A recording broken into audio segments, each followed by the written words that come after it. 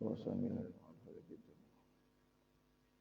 وحسننا الإمام محمد الشافعي وصولي وقديم مشاهد إنما يتغشى من رحمه والمغفرة ويؤمن درجة في الجنة وينفعنا ويعيد علينا من أسرارهم وأنوارهم وعلومهم وبركاته في الدنيا والآخرة الكنية علمنا ومشايخنا معلمنا سلفنا الصالح سيد النبي والنبي سيد الفاتحة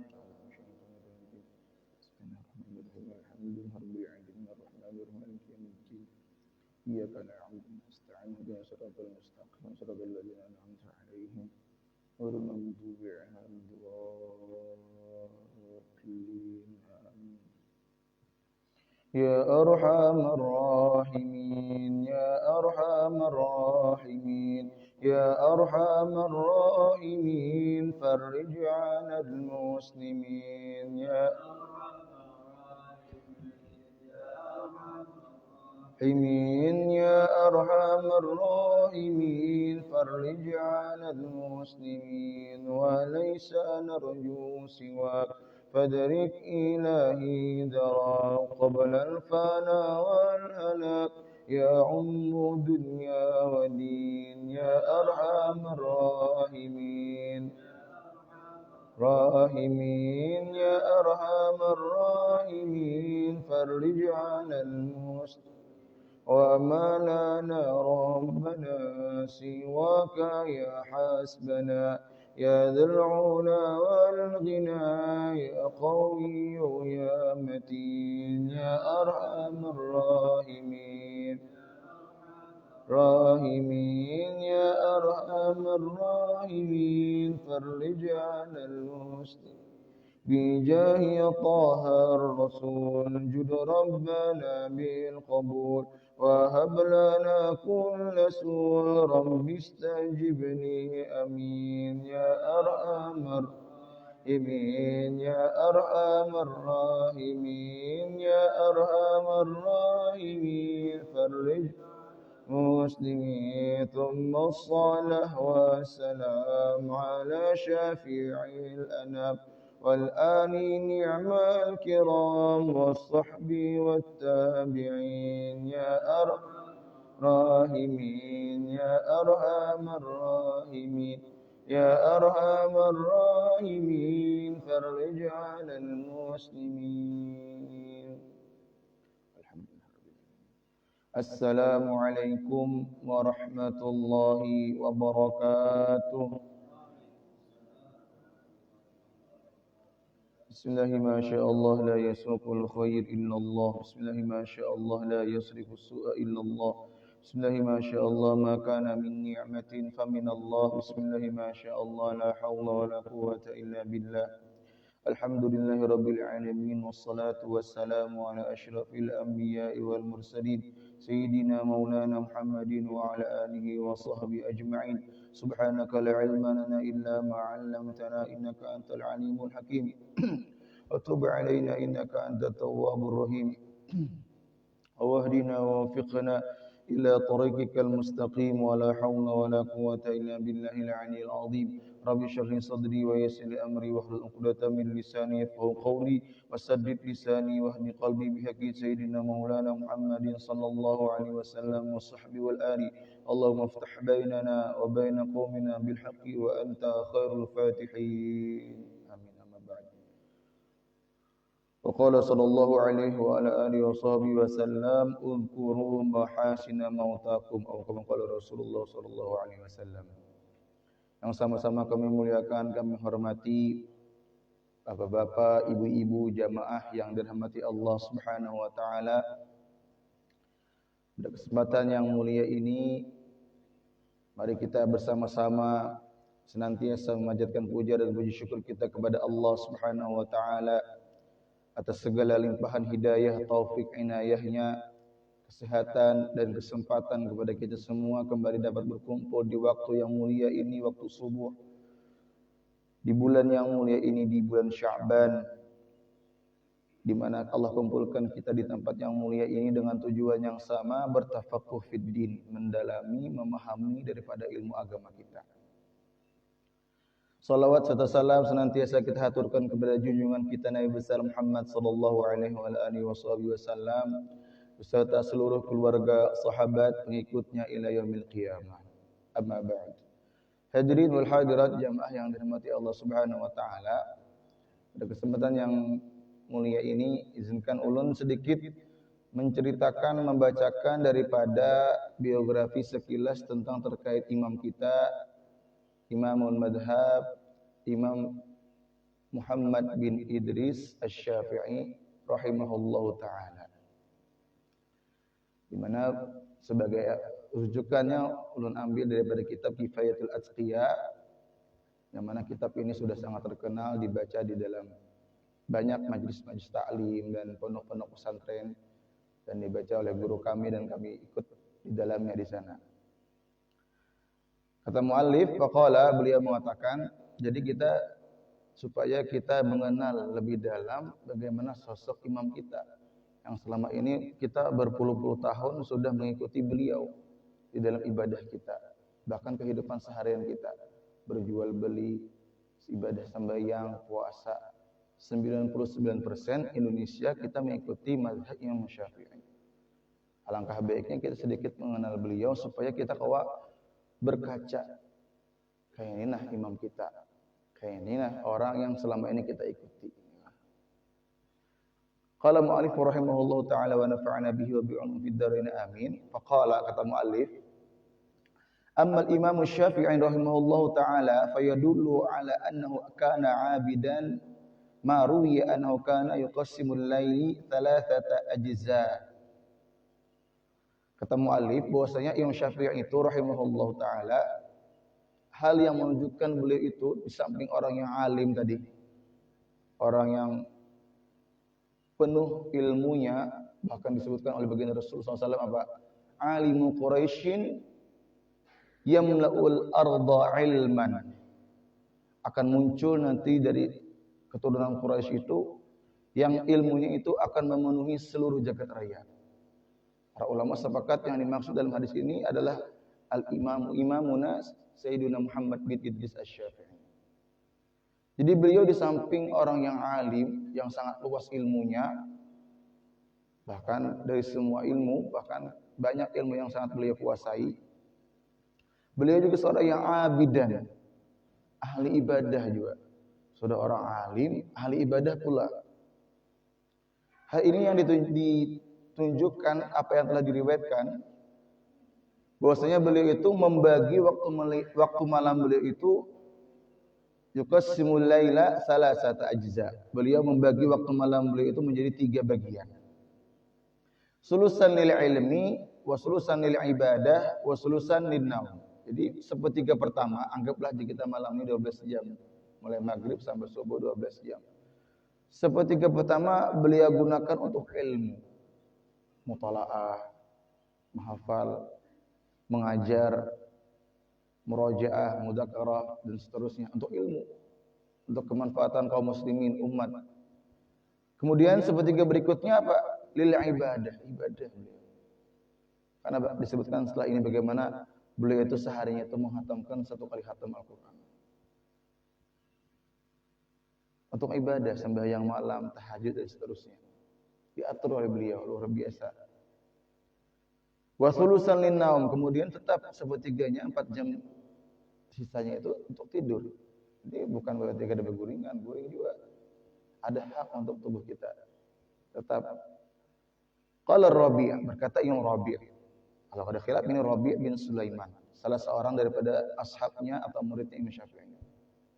Bahkan diceritakan dalam manaqibnya yang ditulis oleh Imam Al-Baihaqi tentang biografi Imam Syafi'i, beliau punya murid yang bernama Rabi' bin Sulaiman, yang dikenal sebelumnya itu sebelum menjadi ahli hadis dan murid yang terkemuka. Yang Rabi' ini dikenal sebagai slow learner, jarang pemahamannya itu lambat, menangkap ilmu itu ngalih, memahami ilmu itu sangat lambat.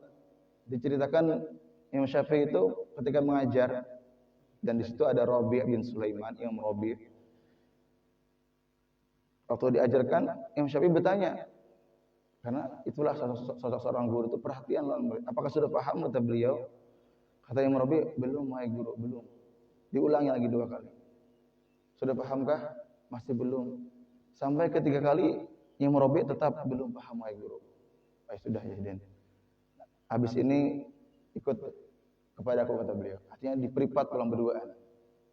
Disebutkan dalam riwayat itu, dalam privat itu beliau mengulangi pelajaran yang sama itu sebanyak 39 kali. Bayangkan. Diulang-ulang. Kada paham-paham juga. Apakah Imam Syafi'i marah? Oh ini bodohnya murid. Kada. Imam Syafi'i ya sudah jadi. Cukup sudah jadi. Sampai sini batas kemampuanku di sini. Allah yang Maha memberi pengetahuan untuk Allah, kata beliau. Akhirnya apa? Mulai saat ini engkau tetap belajar yang giat dan perbanyak lagi minta. Berdoa yang khusyuk, yang ikhlas. Minta kepada Allah. Seandainya ilmu itu, kata beliau, diibaratkan sepiring nasi dan bisa kusendoki kusuapi. Tapi kadang itu bang. Nah, ilmu itu ya pemberian Tuhan yang harus kita usahakan. Terbukti beliau berusaha terus belajar yang giat, di samping berdoa yang rajin juga. Akhirnya Imam Rabi termasuk murid Imam Syafi'i yang pembesar-pembesarnya. Bahkan perawi hadis yang kredibel. Jadi kita bakal bahas hadisnya tuh yang thiqah. Thiqah itu artinya orang yang dhabit dan adalah, orang yang memenuhi unsur SDM yang tinggi dan akhlak yang baik. Padahal awalnya orang yang lemah pemahamannya, sampai diulangi 39 kali yuk. Mungkin kita ini bisa muyak ada yang gitu. Ya kan? Nah, ini menjadi pelajaran untuk kita sebetaan, kuitan-kuitan, guru-guru mesti bersabar melajari anak kita. Nah.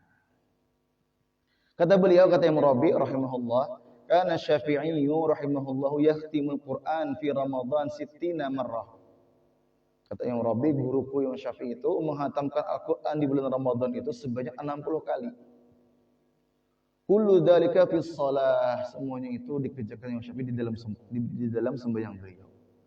60 kali khatam berarti 30. Berarti sehari 2 kali. Dan semuanya di dalam salat. Ini pasti sudah keberkahan waktu yang diberikan oleh Allah. Kalau kita ada sampai lagi kita. Nah, tapi orang-orang seperti beliau Allah berikan keberkahan waktu sehingga cukup yang waktu 24 jam itu menghatamkan 2 kali Quran. Kalau ini masih ada orang tuh, kata guru kami berkisah jadi utusin ke Yaman tuh di wilayah Adan itu, seorang Habib itu menghatamkan Al-Quran 3 hari sekali. Masih ada 3 hari sekali. Ada beliau Imam Syafi'i sehari sekali. Di Ramadan 60 kali, berarti seharinya 2 kali. Dan semuanya dikerjakan di dalam salat beliau.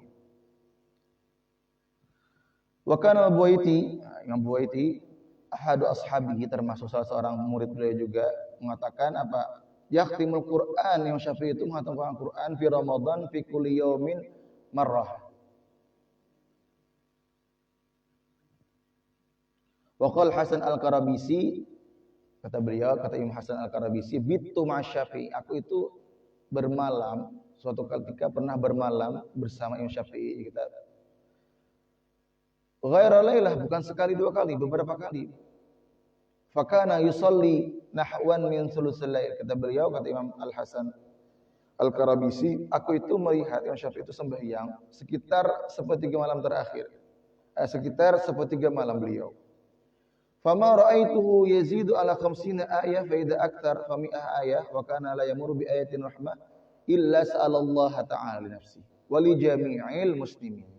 Kata beliau, aku tuh kadang melihat Imam Syafi'i itu sembahyang ketika beliau itu sekitar 50 ayat, 100 ayat sudah membaca Quran di dalam sembahyangnya itu, beliau pasti ketika melewati ayat-ayat yang bernuansa rahmah, beliau akan meminta rahmat itu. Illa sa'ala. Beliau akan meminta rahmat kepada Allah. Ya, jadi dalam Al-Quran itu baik ada ayat-ayat yang kita tuh disunahkan merespon ayat itu dengan bacaan-bacaan. Bila ayatnya itu mengandung nuansa rahmah, kita disuruh minta rahmat. Bila ayatnya itu nuansa azab, kita disuruh minta berlindung kita. Nah kayak hari Jumat tuh, apa ayat terakhir tuh? Inna ilaina iyabahum thumma inna alaina hisabahum. Itu tadi anjurkan supaya minta masuk surga tanpa hisab. Allahumma adkhilna jannata al-jannata bighairi hisab. Ada ayat-ayatnya kayak itu, kita disunahkan. Jadi Imam Syafi'i memang betul-betul paham semua isi Al-Qur'an. Sehingga beliau setiap kali lewat beliau minta, dan li nafsihi wa li jami'il muslimin, bukan hanya untuk beliau sendiri tapi untuk seluruh kaum muslimin, tetangga, sanak kerabat, seluruh kaum Islam, bahkan mungkin orang Islam yang memusuhi beliau juga didoakan oleh beliau. Jadi kada ada masalah dalam hidup itu. Kada ada masalah, semua dianggap ujian kepada diri beliau. Yang baik sebagai ujian supaya kita bersyukur, yang kada baik lawan seorang ujian juga supaya kita bersyukur, supaya kita bersabar. Semuanya untuk ujian. Kemudian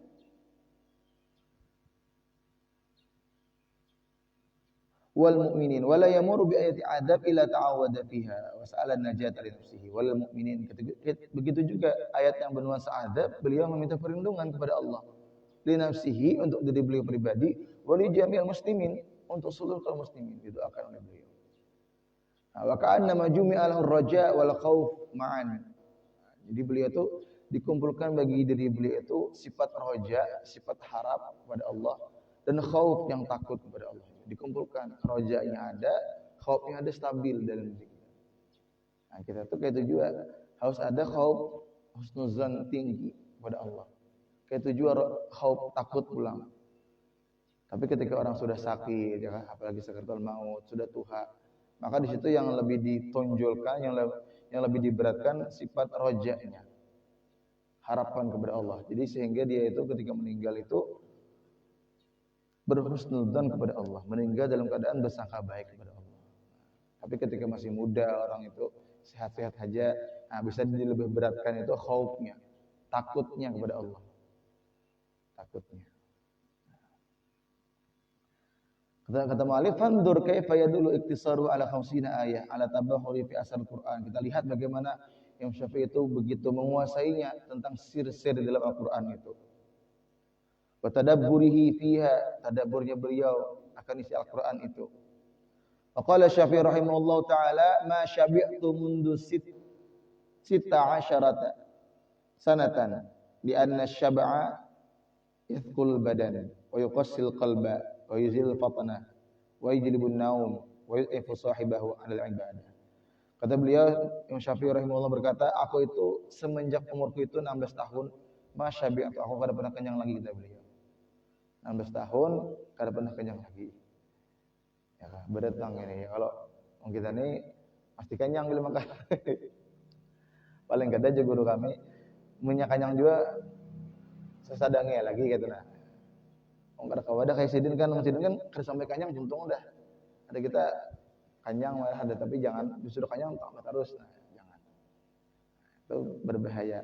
Kata beliau, kenapa? Li'annahu, orang yang karena kenyang itu, kata beliau, itu akan mengakibatkan berat badan kita itu dan kerasnya hati, yuqasil qalba wa yuzilul fatana, akan menghilangkan kecerdasan, kata beliau.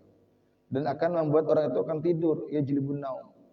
Wa yutifu sahibahu an ibadah, dan akan melemahkan orangnya itu, pelakunya itu, untuk beribadah kepada Allah. Maka fanzur ila hikmati fi dzikri afatis syaba' fi jiddihi fil ibadah. Kita lihat kata mu'allif bagaimana buruknya kenyang, bersangatan kenyang itu. Orang yang kenyang itu pada bagus, kata mu'allif. Dan kita bisa lihat bagaimana semangatnya Imam Syafi'i di dalam beribadah itu. Umur 16 tahun kada pernah lagi sudah kenyang sampai akhir hayat beliau. Imam Syafi'i itu umur sidin kurang lebih 54 tahun aja. Lahir tahun 150, wafat 204. 150 itu tahun wafatnya Imam Abu Hanifah. 54 tahun tapi luar biasa barokahnya ya, kalau ya kada sampai 60, 54, tapi keberkahannya dirasakan beribu-ribu tahun berikutnya. Luar biasa.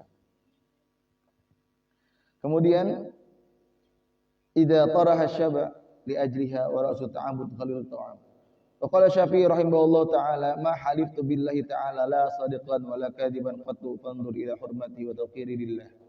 Jadi kata Imam Syafi'i, aku pun kada pernah bersumpah kepada Allah baik dalam keadaan aku itu benar, apalagi dusta, kada pernah. Dan dikarenakan apa? Karena beliau itu sangat-sangat takdimnya, hormatnya kepada asma Allah itu. Kada gampang bersumpah. Kada sedikit demi Allah, demi Allah. Ini bujur-bujur 100% wajib sebenarnya. Soalnya bercampur juga. Kemudian wasuila Asy-Syafi'i radhiyallahu anhu an mas'alatin.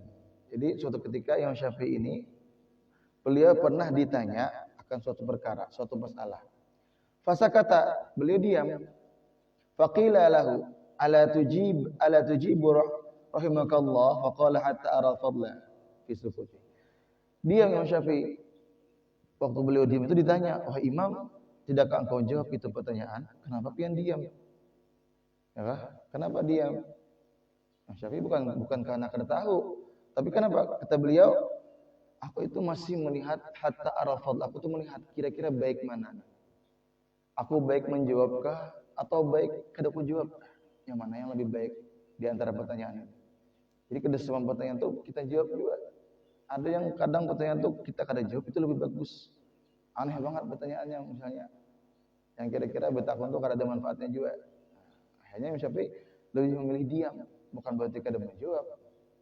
Nah, dan ini berat padahal untuk orang-orang yang berilmu alim itu. Menjaga lisan. Misalnya getal orang berilmu tuh, anak menjawab terus, anak tampil. Orang kada betakun gede dijawabakan jawabannya bang kada betakun. Ini Imam Syafi'i kada. Imam Syafi'i diam.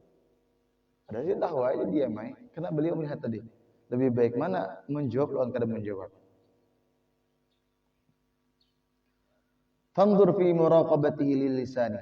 Kata mu'allif, maka kita lihatilah, kita perhatikan bagaimana sifat muraqabahnya Imam Syafi'i itu, menjaganya Imam Syafi'i itu terhadap lisan beliau. Ma'annahu asyadul a'dha tasallutana. Kata mu'allif, bersamaan lidah ini merupakan anggota yang paling menguasai pada diri kita. Utamanya al-fuqaha, terhadap orang-orang yang faqih, orang yang alim, orang yang berilmu. Wa asaha 'ala dhabti wal qahri bihi. Dan yang paling bisa melawan lisan seseorang itu.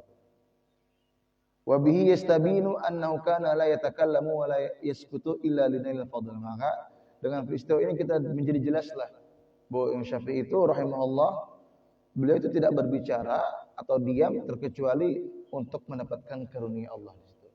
Fadlnya Allah. Lebih bagus mana ini?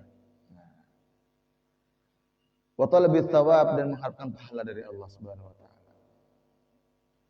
Wa qala Ahmad ibnu Yahya ibn al-Wazir, kata Imam Ahmad bin Yahya bercerita beliau, kharaja Syafi'i rahimahullahu taala yauman min suqil qanadil. Suatu ketika kata Imam Ahmad, kami itu pergi bersama guru kami Imam Syafi'i, kemudian ke pasar, ke pasar. Fatabi'na, kami ikuti Imam Syafi'i. Di pasar itu diikuti. Fa idzan rajulun yasfahu ala rajulin min ahli alim.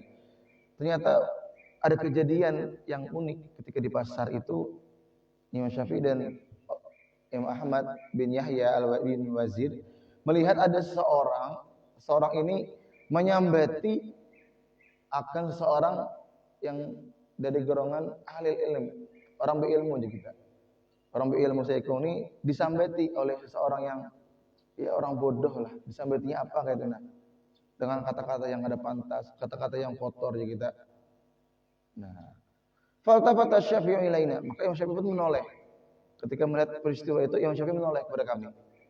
Faqala, beliau berkata, "Nazzihu asma'akum an istima'il khina." Kata beliau, bersihkan pendengaran kalian dari mendengar hal yang kotor ini, kata beliau. Jadi orang yang berbicara yang ke depan tak ini kan banyak banget sudah, apalagi ini. Yang kita stop, kita normalisasi perkataan-perkataan yang buruk itu, utamanya untuk keluarga kita, anak kita, seterusnya. Jangan biasakan mereka itu berkata yang terbaik. Jangankan berkata kata Imam Syafi'i, mendengar aja jangan. Di HP kan macam-macam. Jangan biarkan dia mendengar. Yang bermula dari mendengar, Bang. Lalu tuh mati. Banyak tuh anak-anak ini kayak itu. Nah, kada bagus, kada pantas diucapkan dari lisannya seorang mukmin. Kata beliau, kata Imam Syafi'i, bersihkan telinga pendengaran kalian itu. Kama tunazzihuna alsinatakum an nutqi bihi. Sebagaimana kalian membersihkan lisan kalian untuk tidak mengucapkannya juga. Jadi mengucapkan jangan, mendengarkan juga jangan. Fa innal mustami'a syadikul qail wa inna safil la yanzuru ila akhbathi syai'in. Jadi kata Imam Syafi'i, karena orang yang mendengar itu sama aja lawannya mengatakan juga. Syarik ada kesamaan yang mendengar itu. Karena orang yang bodoh itu dia pasti memandang kepada hal yang paling buruk pada diri seorang itu. Padahal dalam dunia tasawuf kan kita tuh diajari apa? Bila melihat diri orang lain, lihati baiknya, sisi baiknya. Bila melihat diri kita pribadi, hanya lihat sisi buruknya. Jangan terbalik, bila orang nang kebaikan terus, jadi nang kebaikannya hapus hilang sebenarnya. Nah, ini jangan. Bila melihat diri seorang baik terus, nah, ini keliru, salah. Padahal yang diajarkan itu bila melihat orang lain, sisi baiknya yang dilihati. Bila melihat diri seorang, sisi yang kada baiknya. Sehingga kita tuh terhindar karena ada mau ujub, ada mau merasa lebih baik pada orang.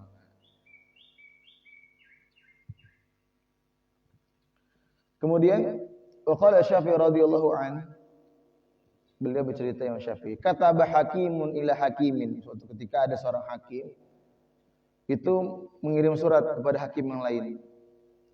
Isinya apa? Qad utita ilman fala tudannis ilmaka bi dhalamati dzunub.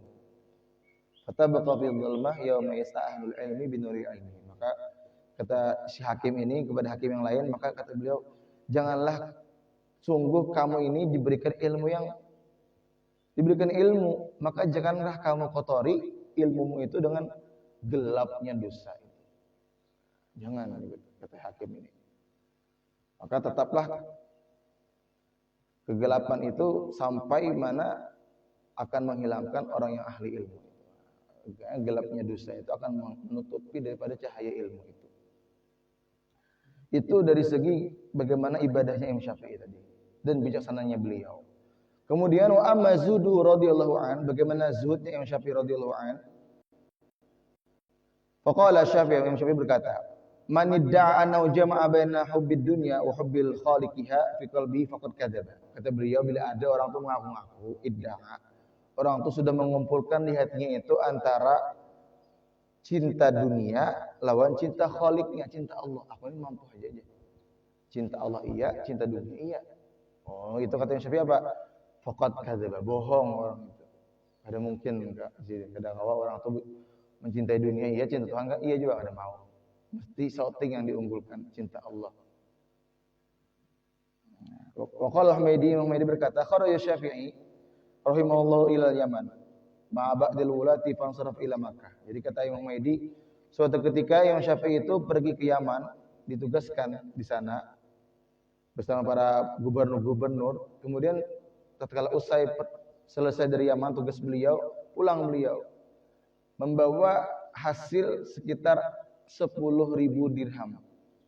Jadi kita mungkin upah gaji beliau menjadi apa di sana ditugaskan gitu. Sebanyak 45 juta sekitar kurang lebih. Behari genal 45 juta.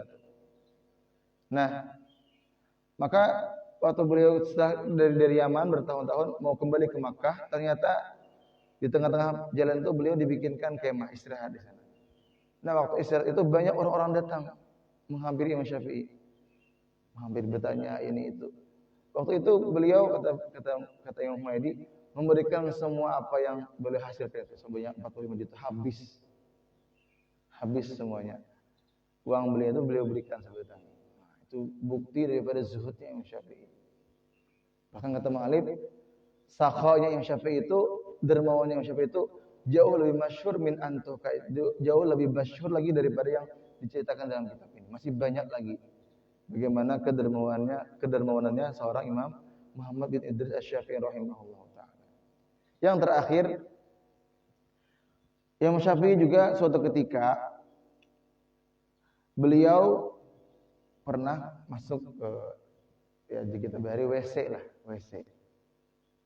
Waktu itu ada yang menjagai, keluar beliau berikan tukang WC itu. Jadi hamam itu ada tukang yang jaga WC. Mungkin dahulu belum bayar. Wah, ini bayar. Bang kami pun bayar. Kada ada yang kada bayar. Yang kada bayar itu bekantut aja. Ya guru kami dulu jadi. Orang kehilangan apa nang alhamdulillah ya. Kehilangan angin. Alhamdulillah. Yang mahaga yang menemukan innalillah. Nang membekantut alhamdulillah yang mendapati oh innalillah ya. Nah, ya nang disidin apa? Yang kisah di bis bekantut di bis maka hibak bis. Ada ngakunya di supir aku nih ada ngakunya siapa nambah kantut. Akhirnya bayar supir menagih duit nih bayar. Untung dah betan dah bayar tahu ya deh si supir nih bayar betan lebihana turun ada yang lagi supir. Ini nambah kantut ini belum bayar nih di supir. Soalnya sudah tadi bayar aja. Nah itu tuh orangnya di sini. Nah, ketahuan deh. Siapa nambah kantut tadi kadang mengaku bang. Ketahuan ada mengaku. Ya jadi guru kami dulu kisah sirin dulu waktu masih belajar juga di keraton guru abah guru ada nambah kantut alat majlis maka mode kayak panjang itu kantutnya udah kayak masuk ke mikrofon guru di guru inna lillahi wa inna ilaihi rajiun masuk ke mic apa mau dengar orang bertaan gitu lah kita bisa Allah alam kayak bang angin harus sengaja aja bang ya kalau nah terakhir itu tadi Imam Syafi'i ketika itu memberikan uang yang cukup banyak kepada orang yang menjaga WC itu daripada bentuk dermawannya Imam Syafi'i rahimahullah taala wa radhiyallahu anhu. Kiranya ini aja dapat sampaikan masih banyak lagi padahal biografi daripada imam kita Imamul A'zam Muhammad bin Idris Asy-Syafi'i rahimahullah taala. Mudah-mudahan kita bacaan lebih kawal lagi mengikuti sedikit demi sedikit apa yang menjadi sepak terjang beliau dan kita mendapat keberkahan beliau di dunia dan akhirat. Amin amin ya rabbal alamin. Sallallahu ala khairil Muhammadin nabiyil ummi wa ala alihi washabbihi wasallam walhamdulillahi rabbil alamin. Salah khilaf mohon maaf. Wabillahi taufiq wal hidayah wa radha wal inayah wal afu minkum. Wassalamualaikum warahmatullahi wabarakatuh.